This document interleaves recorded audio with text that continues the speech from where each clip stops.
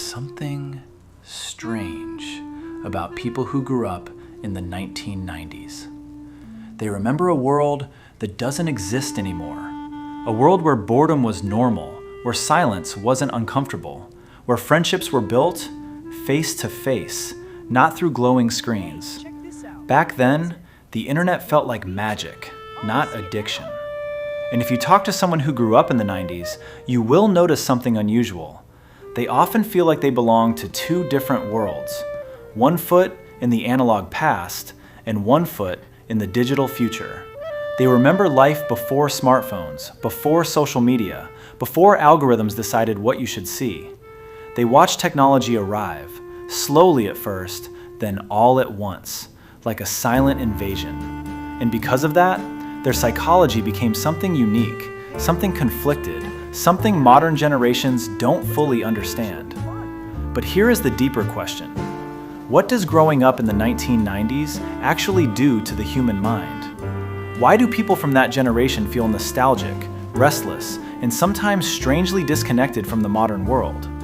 To understand this, we need to go back to a time when the world was changing without anyone realizing it. Imagine it's the late 1990s. You're sitting in front of a bulky television. Saturday morning cartoons are playing. The room smells like cereal and milk. Phones are attached to walls. If someone wants to talk to you, they call your house, not your pocket, your house. You play outside until the streetlights turn on. Your friends knock on your door. You ride bikes, you explore, you get bored, and somehow that boredom feels peaceful. Life feels slower, simpler, more physical, more real. But something else is happening quietly in the background, something invisible. Technology is preparing to change everything. Computers are entering homes, the internet is spreading, video games are evolving, and nobody fully understands how much the world is about to transform. Because within a single decade, everything will change. Communication, friendship, entertainment, attention. And the children growing up in the 1990s will experience something no other generation ever has.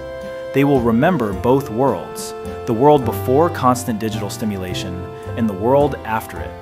And once you've lived in both worlds, you can never fully belong to just one. Psychologists sometimes call this a transitional generation, a generation born during massive societal change. And the 1990s generation is one of the clearest examples, because they didn't just witness cultural change, they witnessed a technological revolution.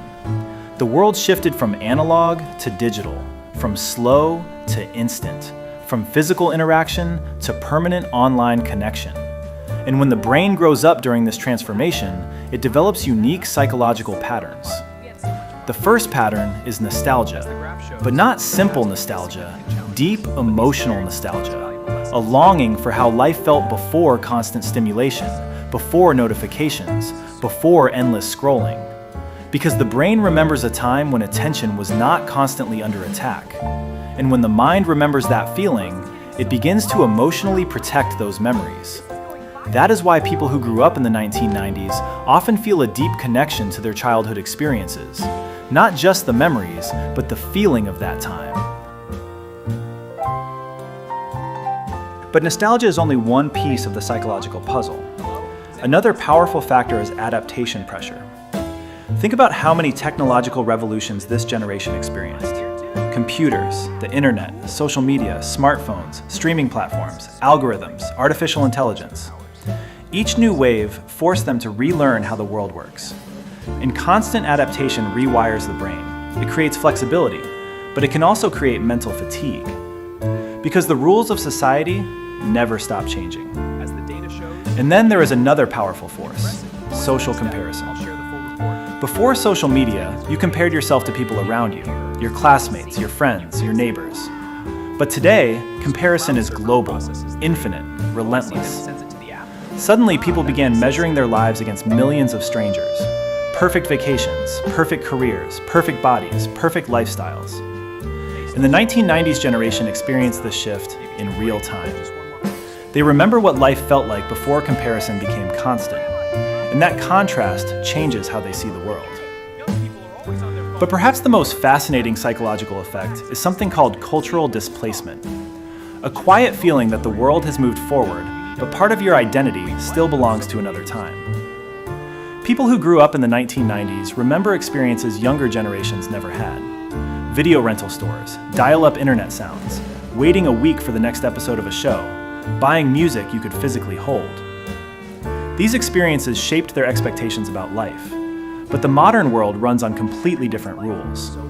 Everything is instant, everything is connected, everything moves faster, which creates a strange psychological sensation, the feeling that life used to breathe and now it runs. Over time, this creates different personality patterns within the generation. Some become nostalgic observers. They hold on to the past because it feels emotionally grounding. Others become adaptation experts. They learned early that the world can change overnight, so they thrive in uncertainty. Some become quiet skeptics. They notice the psychological effects of technology, the addiction loops, the attention economy, because they remember life before it existed.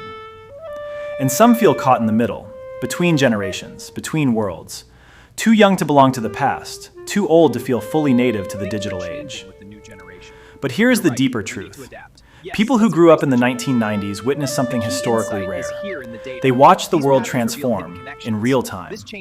They saw the final years of the analog age and the explosive birth of the digital era.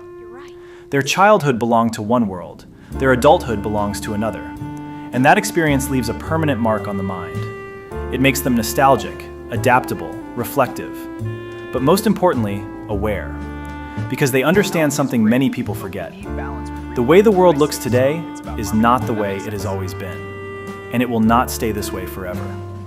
And in a world that keeps accelerating, the people who remember the past may be the ones who understand the future the best.